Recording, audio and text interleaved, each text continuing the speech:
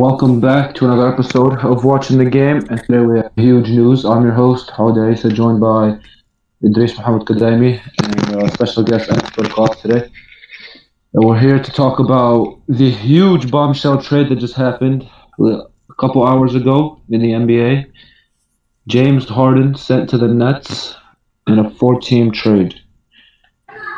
What are your guys' immediate thoughts about this?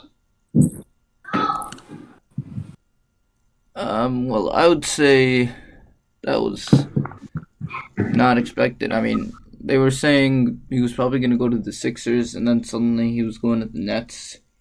So that was surprising. And then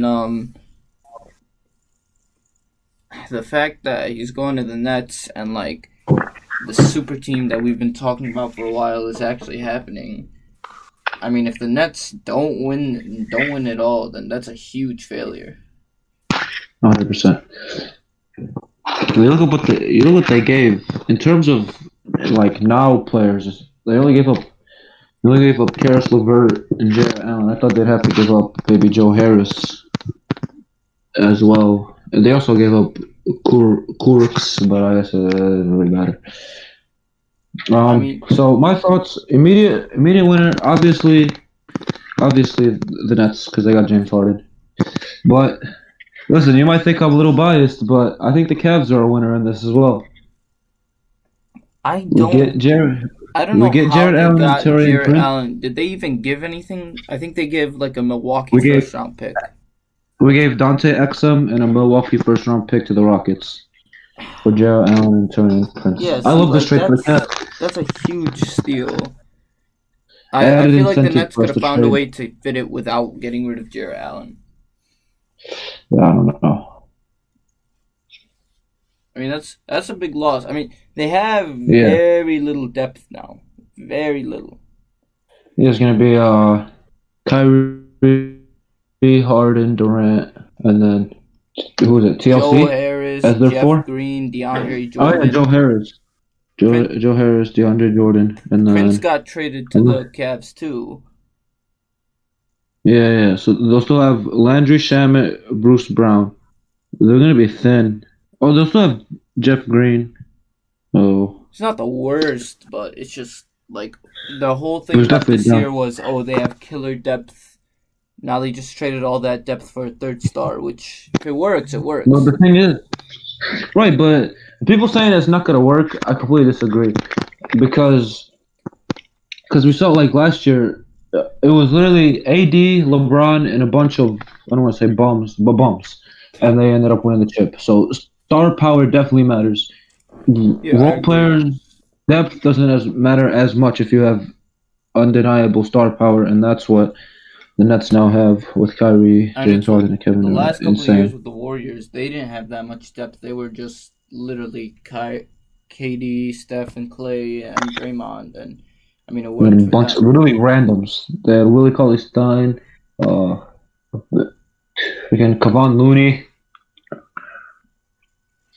crazy stuff. And then another part of the trade, Oladipo went to the Rockets for LeVert.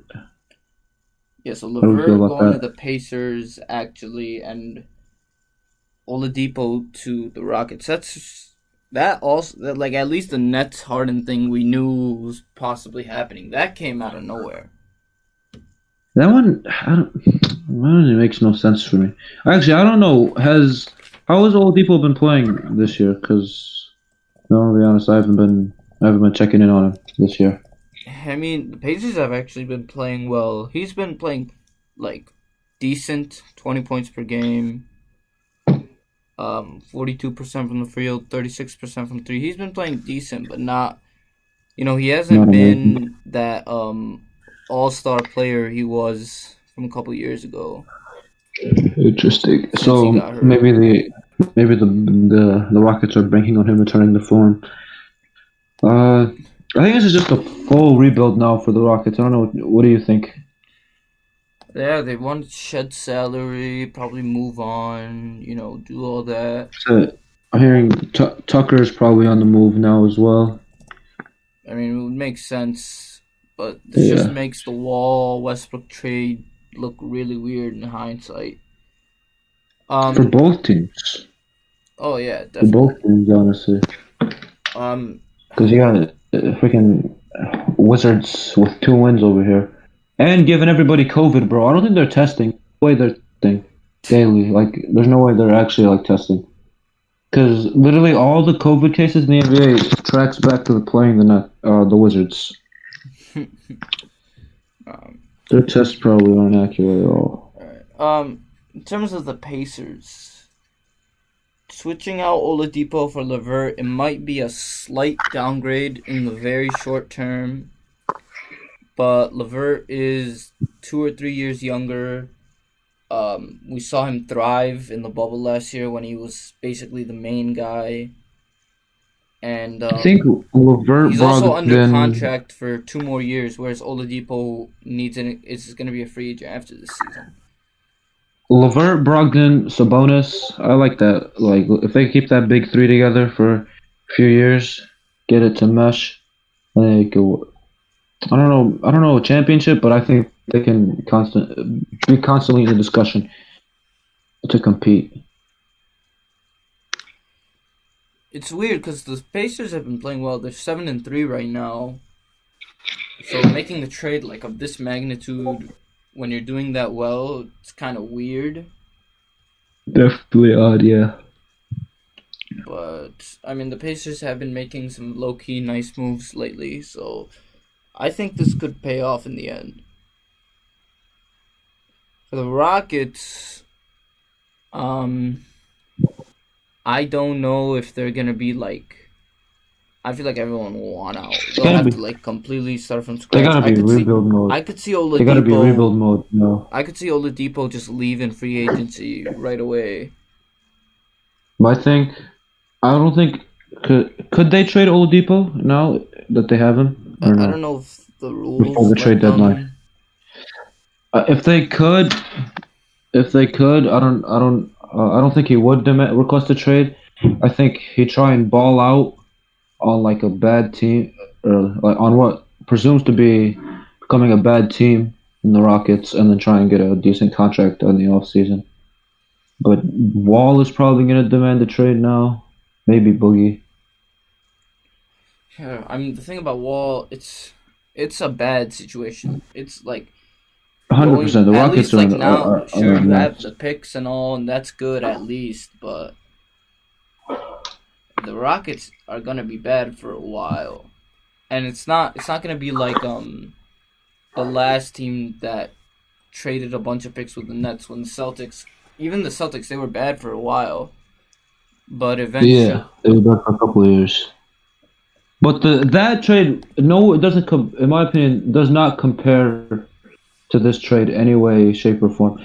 Because that was for like a 34-year-old or 30-plus-year-old Kevin Garnett, 30-plus-year-old what's this, Paul Pierce, yeah, right? yeah. So And they yeah, got I'm with. I don't think it compares at all. yeah. And the Rockets, like, I wouldn't trust them to make the moves that the Celtics eventually did. That got them to Oh, where they are right 100%, now. yeah. Yes, So I would say the biggest winner of the trade is, even though they gave up a lot of depth, the Nets, of course. obviously. I mean, you obviously got to say they're the winner because they got the best player in the trade, so you got to say. Yeah, and then Cavaliers are also a winner because, I mean, they basically threw in what assumes to be like 28th pick, 29th pick, 30th pick from the Bucks, Exum and a late and future pick. Exum, who, whatever. Problem with the Cavs is that they keep accumulating big man after big man after big man. I It's don't think like, you understand. At this point, if I'm Kobe Altman, I'm literally calling every single team in the association and saying, "Hey, if you Venmo me 25 cents, I'll trade you Andre Drummond. Like, send me a bag of chips, and you can have Andre Drummond." That's what I'm doing if I'm Kobe Altman right now. Honestly, same with Kevin Love. Trade both of them. I don't think we need either of them. I like what JaVale's done so far this year. I definitely do not like what Drummond's done so far this year. He needs to accept his role. Like, thinks thinks he's Michael Jordan. He thinks he's Joel Embiid. Yeah, Do but you think like, he thinks like he's a Joel Embiid type player, but he's really not. That's his problem. He has to just accept his role. yeah, I feel you. But I mean, in the end, Cavs, they're still like, trying to figure out who they are exactly. Anyway, Yeah, transition. Yeah. um, obviously loser Rockets. Anytime you trade away the best player, Oh, 100%. and I don't think the Oladipo move makes that much sense or will work out. My opinion, it's a side grade. That's probably what it's closest to, a side grade. I mean, at least like Levert, you get Levert. He's younger. He's under contract. Oladipo, he's a little older, and he'll just bolt. True. It's True. just weird. Pacers, I don't know if I would call them a winner. I wouldn't call them a loser, though. They're like 50-50. I call him neutral. Yeah. Neutral Like, right now. We'll have to see. Maybe Levert fits in better with them. But I feel like they were always never... I feel like actually Oladipo always seemingly was going to leave. Like, they never agreed to a contract. There were those trade rumors last year. So it made sense to trade him in the end. you see, people on Twitter are like, screw it, just trade Bradley Beal over to the Lakers, let the best trio win. Oh my god. LeBron, AD, and I mean, Beal. the Nets are the new hated team in the NBA. Oh, 100%. Because we're all going into this season, so much parity, so many, like, good teams, you don't know who's coming out of where, and then they go and get a freaking super team again. And the funny thing is, it's like, it's not just the fact that it's a big three, it's those three guys specifically. It's like, KD, everyone started hating him when he went to the Warriors. Kyrie, everyone hates his antics. And Harden also people started to hate on because he seems like a lazy guy or something. Yeah. Basically, so like this OKC, 100% is going to be the most hated team in the NBA. It's like the OKC Big Three from back then on crack. It's very weird. Something like that. I think we've covered all the bases. Alright, let's move on to our last segment. Divisional weekend picks. The first game, the Rams, 6-seeded Rams at the top-seeded Packers. Go Rams, baby. I really want to pick the Rams, and it wouldn't surprise me. I mean, I think I genuinely believe in the Rams. I mean, the best defense in the league. My problem is Packers without offense, Bakhtiari. If Goff's thumb isn't annoying him, and they have a great run game, I could see the Rams winning like 23-20. Like a very close game. My thing is, this year it's been, can you stop Devontae and then let all the other Packer weapons beat you? And they have just the guy for that. They have Ramsey that can shut him down, and then you have Donald who can generate almost instant pressure. Floyd coming off the edge. Floyd thrives against the Packers. True, that is true. Who's the other guy? The dude that got the pick six. Darius Williams. He's broken out this year. He's broken out as well. So they have two really good corners, a really good the best player in football, in Aaron Donald. Leonard Floyd, who's really good against the Packers and just pretty good. Anyone's gonna be good with Aaron Donald. So, I think I might actually pick the Rams. The only kind of weaker part of the Rams defense, the linebacking core, it's not great inside linebackers at least, but I mean, D-line, edge, secondary has all been amazing. Obviously, like you said, Key's shutting down Devontae Adams and staying disciplined on the play action specifically. Yeah, because apparently the Rams, if there's one thing the Rams struggle with a little, it's play action, and the Packers have been the best play action team on the year. because all their stuff looks the same. You can never tell whether it's a run or a pass. They sell the fakes really well. It's actually insane. But I will Hmm. take the upside here. Very close game. I think just totally not our Packer hate bias kicking in. Totally. Oh, we Definitely not. It's not like we no, I wouldn't genuinely have believe they picked the can win. Bears if they had made it, right? Alright. Second game of the weekend on Saturday. The 5th-seeded Ravens at 2-seeded Bills. Game of the year candidate, right here, in my opinion. I love it. I love this matchup. Like they match up. I think they both match up very well. Two good defenses, two good offenses. Honestly, I don't know what it's going to come down to. They're saying it might snow, so in that case, it may come down to the run game. Yeah, And the Bills aren't that good in the run game, so. The Bills don't have a very good run game. Baltimore could use a better pass game. They're going to need Marquise Brown to play another great game like he did last week. Yeah. The thing is with these teams, it'll be either high scoring, the offenses are clicking, the defenses can't get a stop, or it's going to be very low scoring and the defenses will take control of the game. I can't see it being like a blowout. I think it's going to be a close game regardless. Yeah.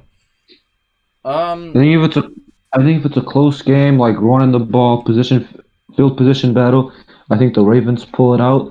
But if it's like a high scoring game, I think the Bills, because that pass game is a lot better. So I would say that the Ravens' secondary, they have some of the best corners in the league. I think they can do enough on the Bills' receivers so that Josh Allen can't go off on them.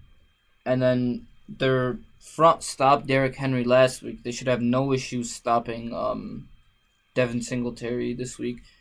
The X factor is Josh Allen's legs. He's going to have to use his legs more in this game. And then I would say on the other side of the ball, the Ravens should have no problems running the ball. And yeah, they should have no problems running the ball. So I would venture to say, because the Ravens' defense is a little better, not a little better, actually, they've been decently better this year. I would say the Ravens win 20-17. I gotta stick with my boy Jalen, man. I'm going 31-24 Bills. I think the Ravens would prefer like the faster game where they're pounding the ball, running the ball a lot. Maybe force the Bills to try running, but it won't work. So I will take the Ravens. Lamar Jackson will beat Josh Allen. Well, this is huge, this game. Who's the superior quarterback? I think this should be the best game of the weekend. Yeah, 100%. I agree. Alright. Then on to the Sunday games.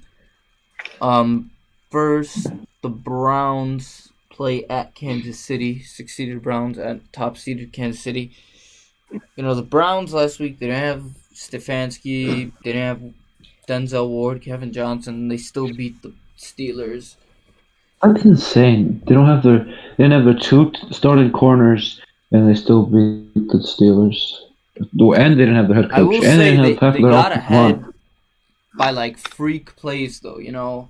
I mean, the very first play of the game, snap over the head. That shouldn't happen.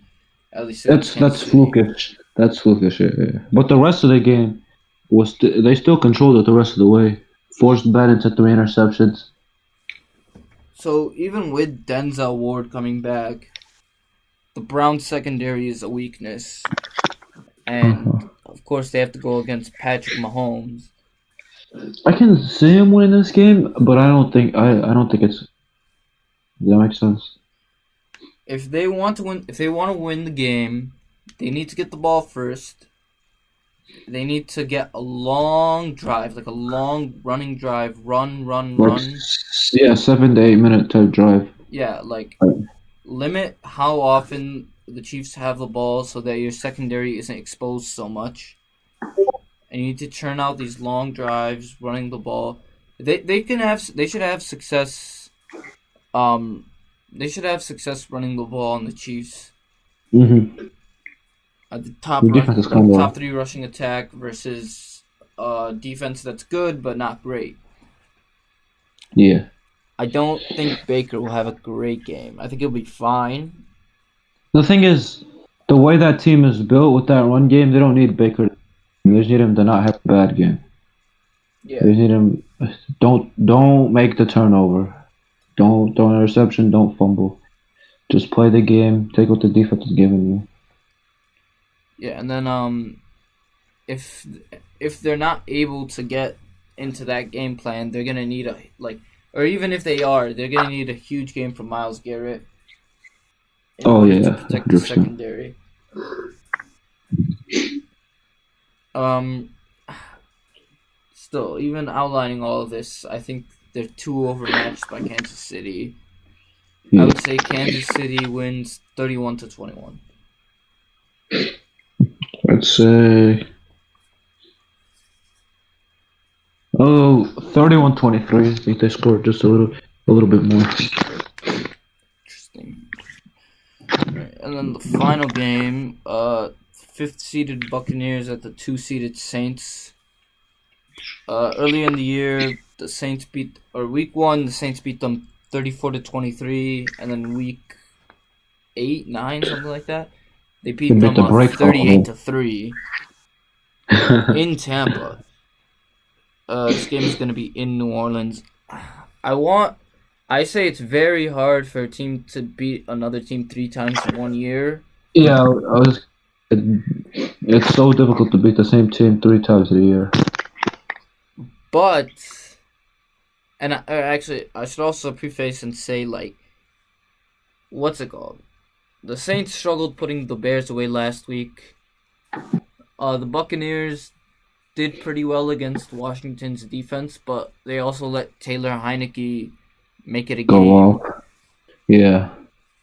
So I don't know what to think. I think this will be the closest game they played all year, for sure. 100%. Thing is, I don't know. I'm hoping that the Saints come out with some with intensity, with desperation, because I think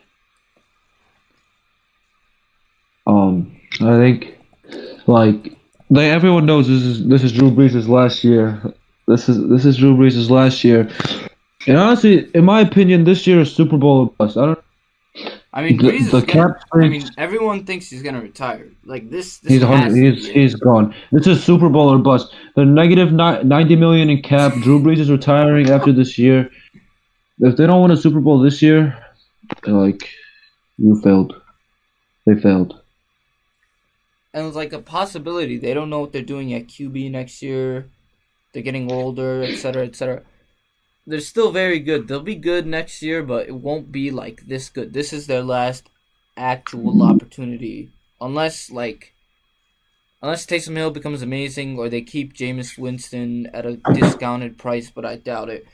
But we'll get to that later. I mean, Brady versus Their whole Breeze. situation is another day. Brady will have a much easier time being able to throw. They won't be able to run on New Orleans. They won't. Mm-hmm. I won't. If Devin White's back, it'll be hard for the Saints to run on the Buccaneers, but I think it'll be easier for them than for the Buccaneers to run on the Saints. So And they especially need that Alvin because Kamara Breeze is better can than barely throw down the field. Poor guy. The Saints want to make sure they win. They need to get bum CD Deuce Chauncey Gardner Johnson, whatever his name is, to get Evans out of the game. Evans has beef with him and Lattimore, so it could happen. 100%. That dude, this is literally all he's good for, getting in people's heads. Like, that's his only purpose. He's It's a bad. weapon. Just don't let him get in your head. It's a weapon that has worked, though, unfortunately. Yeah. Alright, but... So, I would say... in this game is going to be won in the trenches, and as long as the Saints can pressure Tom Brady, which I think they will. I think they'll pressure him more than the Buccaneers will pressure Breeze. I think the Saints will win 27-24. I'm taking a low scoring game. I'm gonna take the Saints 17-14. I think it'll be more of a defensive battle. Yeah, I could see that. But Because the Saints defense is extremely good, and the Saints offense, the Saints offense can't push the ball downfield. So yeah, I agree. But yeah, it should be a very exciting divisional round incoming. 100%. I think that's all we have for today. We'll wrap up now. So, thank you for coming in today, and we will be back with you next week. Have a good one.